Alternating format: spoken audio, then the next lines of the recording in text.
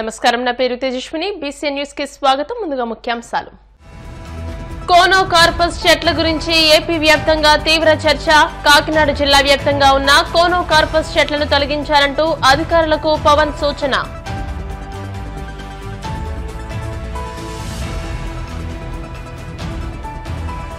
Municipal శాఖలో అవకతవకలు జరిగాయన్న మంత్రి నారాయణ. నివేదిక రాగానే చట్టపరమైన చర్యలు తీసుకుంటామని హెచ్చరిక.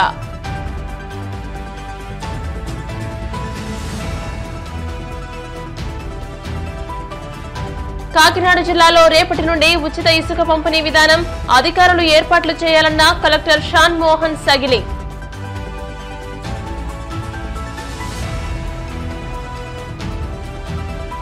అదృశ్యమైన యువతల వివరాలను ప్రభుత్వం పరిశీలిస్తోంది. వారి ఆచూకీ తెలుసుకుని కుటుంబాలకు అప్పగిస్తామన్న మాజీ మంత్రి పీతల సుజాత.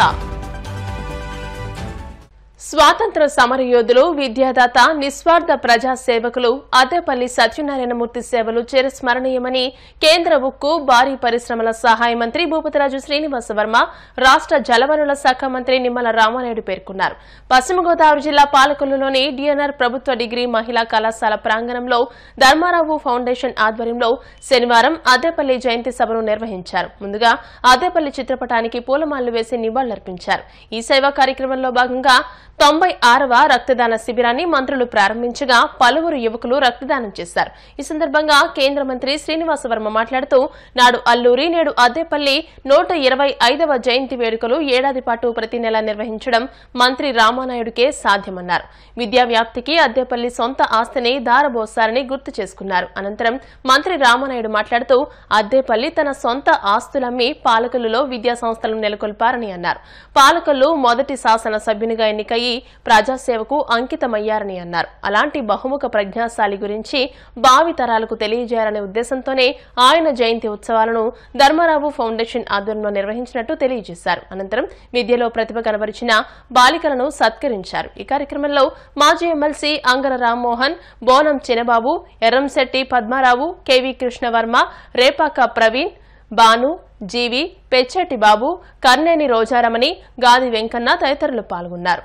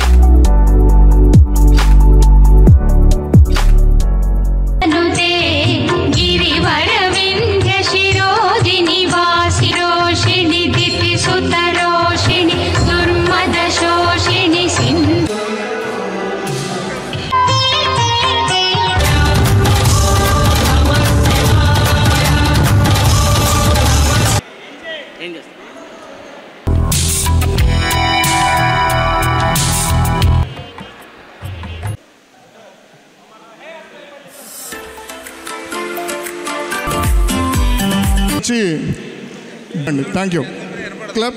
అలాగే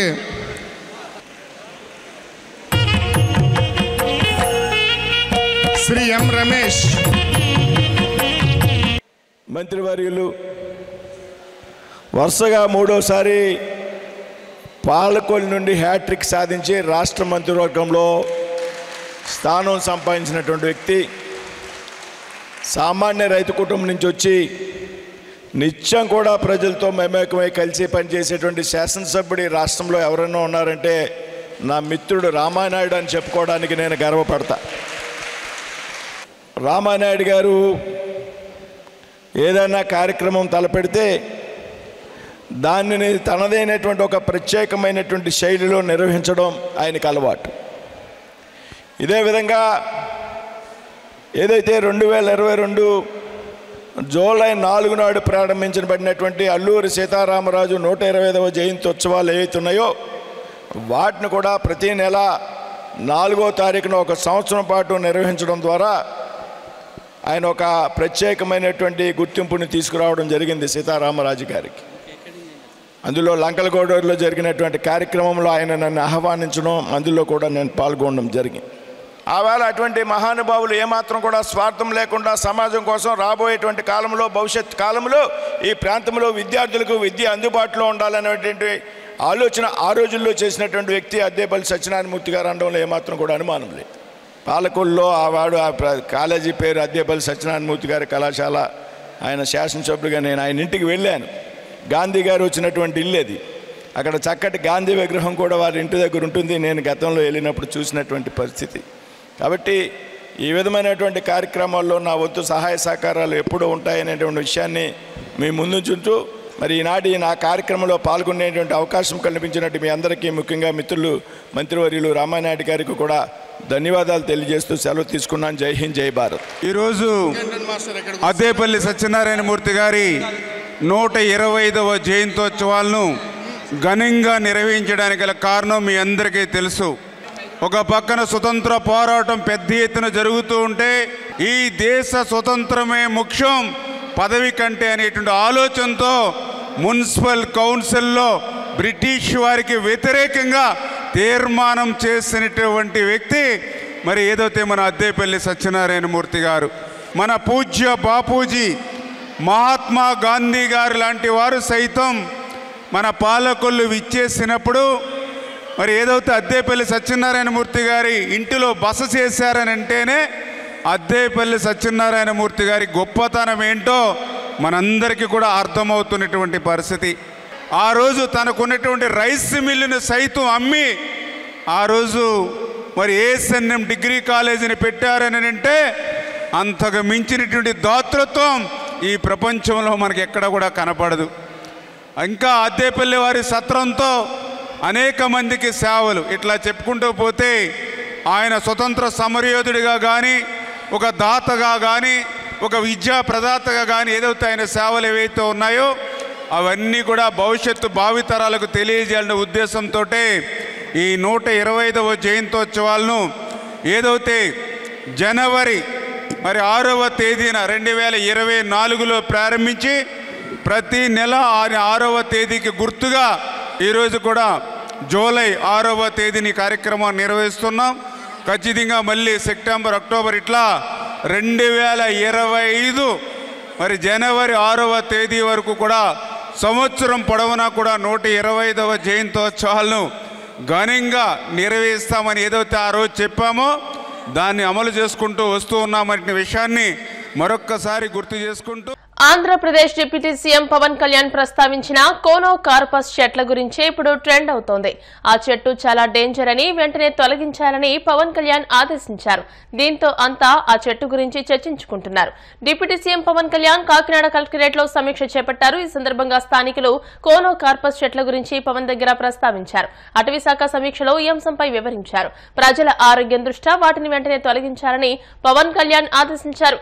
ఈ కోనో కార్పస్ చెట్లను గతంలో తన ఫామ్ హౌస్ లో పెంచానని, అయితే వాటితో ప్రమాదమని తెలిసి తొలగించానని అన్నారు. కాకినాడలో మొత్తం 4602 కోనో కార్పస్ చెట్లు ఉన్నట్టు అధికారులు గుర్తించారు. ఈ చెట్లను దశల వారీగా తొలగించాలని డిప్యూటీ సీఎం అధికారులకు సూచించారు. ఈ చెట్లను తొలగించి ప్రజల ఆరోగ్యానికి ఎలాంటి ఇబ్బందులు తలెత్తకుండా చూడాలని కోరారు. డిప్యూటీ సీఎం పవన్ కళ్యాణ్ ఆదేశాలతో చెట్లను తొలగించేందుకు అధికారులు సిద్దమయ్యారు.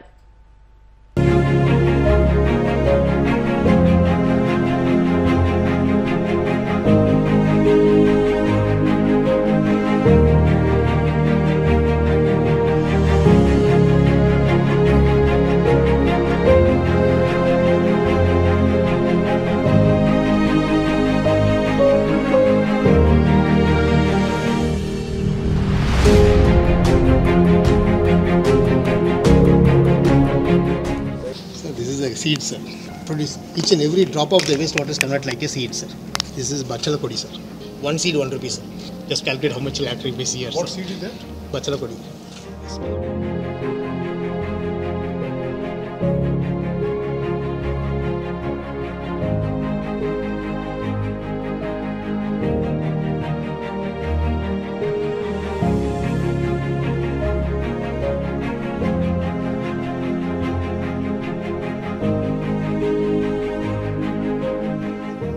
Tiny pieces, sir.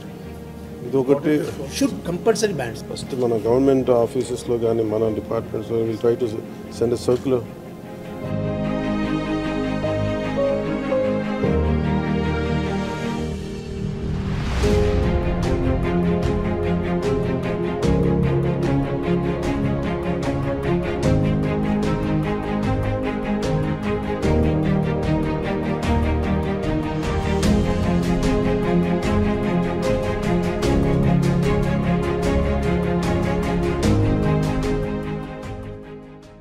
రాష్ట్రంలోని మున్సిపల్ శాఖలో అనేక అవకతవకలు జరిగాయని, ప్రధానంగా లేఅవుట్ల విషయంలో చాలా జరిగాయని, ఇప్పటికే 3-మెన్ కమిటీ వేశామని, నివేదిక రాగానే చట్టపరమైన చర్యలు తీసుకుంటామని, ఎవరిని వదిలిపెట్టే ప్రసక్తే లేదని రాష్ట్ర పురపాలక పట్టణాభివృద్ధి శాఖ మంత్రి పొంగూరు నారాయణ హెచ్చరించారు. నెల్లూరులోని మంత్రి క్యాంప్ కార్యాలయంలో రాష్ట్ర దేవాదాయ ధర్మాదాయ శాఖ మంత్రి ఆనం రామనారాయణ రెడ్డి, మంత్రి పొంగూరు నారాయణ, టీడీపీ పార్లమెంట్ అధ్యక్షులు అబ్దుల్ అజీజ్లు అధికారులతో సమీక్ష నిర్వహించారు. ప్రధానంగా మున్సిపల్ శాఖలో జరిగిన అవినీతి, అవకతవకలు, లేఅవుట్ల విషయంపై అధికారులతో చర్చించారు. రాష్ట్రంలోని మున్సిపల్ శాఖలో అనేక అవకతవకలు జరిగాయని, ప్రధానంగా లేఅవుట్ల విషయంలో చాలా జరిగాయన్నారు. ఒక్క నెల్లూరు జిల్లానే కాదని అనేక జిల్లాల్లో అర్బన్ అథారిటీస్, మున్సిపాలిటీల్లో అక్రమాలు జరిగాయని, వాటిపైన ఎంక్వైరీ చేయాలని ప్రిన్సిపల్ సెక్రటరీకి ఆదేశాలిచ్చినట్టు తెలియజేశారు. మరొక వారం రోజుల్లో రాష్ట్ర ఇరిగేషన్ శాఖ మంత్రుల్ని స్వయంగా నారాయణ గారు ఆహ్వానించారు.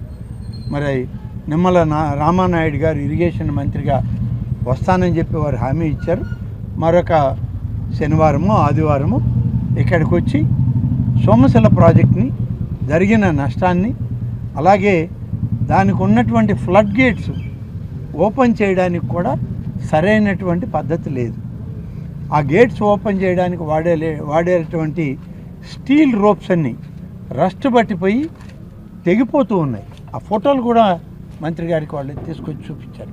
అంటే గడిచిన 5 సంవత్సరాలుగా ఫ్లడ్ గేట్స్కి అవసరమైన గ్రీసింగ్ కూడా చేయలేదు, గ్రీస్ కూడా వాడలేదు వాళ్ళు. మొత్తం రస్ట్ పట్టిపోయినాయి. అంత నిర్లక్ష్యం ఇంత లైఫ్ లైన్ ప్రాజెక్ట్ మీద మరి ఆ గతంలో ఆ ప్రభుత్వం చూపించింది. మరి అదేవిధంగా తెలుగు గంగ ప్రాజెక్ట్, దానికి సంబంధించినటువంటి సర్ప్లస్ వేరు, దానికి కూడా సర్ప్లస్ గేట్స్, అందులో కూడా పనులు మొదలుపెట్టి 15-20 సంవత్సరాలు అయితే ఈ రోజుకి పనులు జరుగుతూనే ఉన్నాయట. సో ఇవన్నీ కూడా సమీక్ష చేయడానికి మంత్రి గారిని ఆహ్వానించారు. మంత్రి గారు వస్తామని కూడా హామీ ఇచ్చారు. తప్పకుండా నెల్లూరు జిల్లా వరప్రసాదిని అయిన సోమశిల ప్రాజెక్ట్, తెలుగు గంగ ప్రాజెక్ట్, దాదాపు 10 లక్షల ఎకరాలకు సాగునీరు ఇచ్చేటువంటి ఈ 2 రిజర్వాయర్ల యొక్క పటిష్టతకి, జిల్లాలో రైతాంగం యొక్క ఆలోచనకు అనుగుణంగా పనిచేయాలనేటువంటిది ఇవాళ మా అందరిది ఆలోచన. దానికి తగ్గట్టుగా నిర్ణయాలు తీసుకుందామని మంత్రి గారు సమీక్షల్లో చాలా ఖచ్చితమైనటువంటి నివేదికలు మాకు కావాలి. ఆ నివేదికల్లో వచ్చిన తర్వాత మా నిర్ణయాలు ఉంటాయి. అభివృద్ధికి మేము ప్రభుత్వంలో ముఖ్యమంత్రి గారి దృష్టికి తీసుకెళ్ళి నిధులు సమకూర్చుకునే ప్రయత్నం చేస్తామని చెప్పి ఇవాళ చెప్పడం జరిగింది. కాబట్టి ఆత్మకూరు సమీక్ష మున్సిపాలిటీకి సంబంధించి, ఇరిగేషన్కి సంబంధించి, మున్సిపాలిటీలో సంబంధించినటువంటి డ్రింకింగ్ వాటర్ సిస్టమ్ మీద పూర్తి సమీక్ష చేసాం. అలాగే ఈ యొక్క ఇరిగేషన్ ప్రాజెక్ట్స్ అన్నీ కూడా రాబోయే రోజుల్లో మరింతగా ఇరిగేషన్ మంత్రి గారితో సమీక్షిస్తామని చెప్పి అనుకోవడం జరిగింది. దీంట్లో నెల్లూరు జిల్లా ఎమ్మెల్యేలు, అలాగే ఆత్మకూరు టౌన్కి సంబంధించిన మున్సిపల్ పాలకులు అందరూ కూడా వచ్చారు. మంత్రి గారు వారందరి సమక్షంలోనే అధికారులకు కూడా ఆదేశాలు ఇచ్చి చేయడం జరిగింది. ముఖ్యంగా ఈ యొక్క సమీక్ష చాలా విలువైన సమీక్ష. ప్రజాప్రతినిధులకి అలాగే ఈ జిల్లా ప్రజలకి ఒక మంచి మార్గాన్ని అన్వేషించేటువంటి సమీక్ష ఇవాళ నారాయణ గారి ఆధ్వర్యంలో మన జిల్లాలో ఒక సమన్వయంతో చేసుకోవడం అనేది మా అందరికీ సంతోషాన్ని ఇస్తుంది. భవిష్యత్తు ఇంకా బాగుంటుంది, మంచి జరుగుతుందని మేమందరం కూడా ఆశిస్తున్నాం. తప్పకుండా నారాయణ గారి నాయకత్వంలో మేమందరం కలిసి పనిచేద్దామని. ఇప్పుడు ప్రకటనలు.